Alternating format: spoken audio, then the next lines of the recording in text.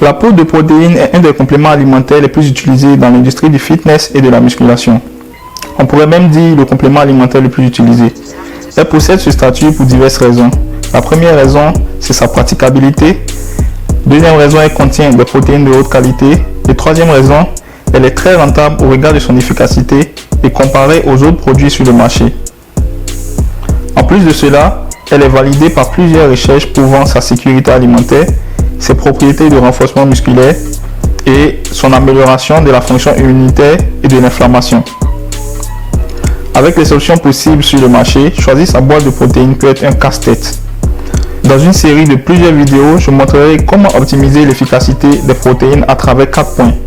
Le premier point, ça sera quel est le meilleur type de protéine. Deuxième point, à quel moment prendre la protéine. Troisième point, quelle quantité de protéines prendre. Quatrième point, à quelle fréquence faut-il prendre les protéines. La vidéo d'aujourd'hui portera sur le premier point. What's up YouTube, ici votre boy Tyson CLS. Bienvenue dans cette nouvelle vidéo dans laquelle je vous envoie du bon contenu sur la poudre de protéines.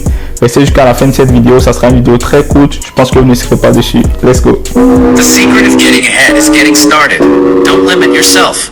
Celebrate your small wins. Dreams don't work unless you do. You just get to be fearless. Alors il faut noter qu'il existe différents types de protéines sur le marché. On a d'abord le lactosérum connu sous le nom de la whey. On a la protéine de riz, la protéine de soja, on a la protéine de chanvre, on a la protéine de pois et on a la caséine. Fait que après plusieurs recherches menées sur ces différents types de protéines là et plusieurs comparaisons faites, il a été montré que les deux meilleures qualités de protéines sur le marché sont la whey et la caséine. Vous vous posez sans doute la question de savoir quelle est la différence entre la caséine et la whey. Fait que j'ai la réponse pour vous. Tout d'abord, la whey est une protéine à digestion plus rapide. Il augmente rapidement la synthèse des protéines pendant une courte période de temps. Tandis que la caséine est une protéine à digestion plus lente et il augmente progressivement la synthèse des protéines sur une longue période de temps.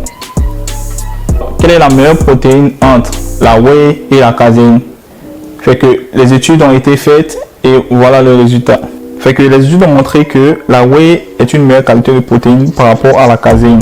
Pourquoi? Parce qu'elle a une teneur en leucine légèrement supérieure. Également, plusieurs études telles que cette publication faite en mars 2015 tendent à favoriser la whey plutôt que la caséine. Également, au niveau de la whey, il faut faire plusieurs distinctions. La meilleure qualité de whey sur le marché est la whey isolate. Pourquoi? Parce que c'est la forme la plus pure de lactosérum et également elle contient moins de lactose. Toutefois, on ne rejette pas la caséine. Dans une prochaine vidéo que je vais poster, je montrerai comment utiliser la caséine pour maximiser les résultats parce qu'elle a une utilisation unique et cette utilisation-là vise à maximiser les résultats.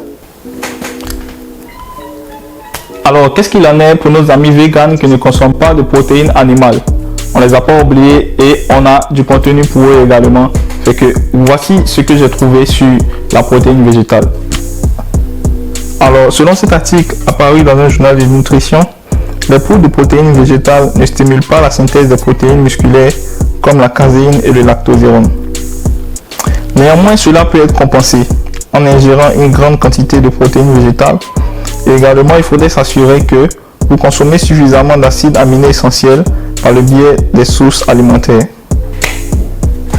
Alors, on arrive à la fin de la vidéo. J'espère que vous avez aimé le contenu.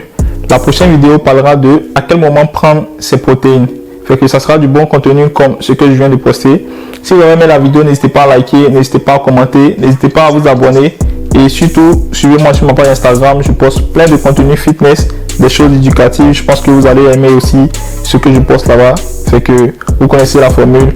On s'abonne, on partage. Love you.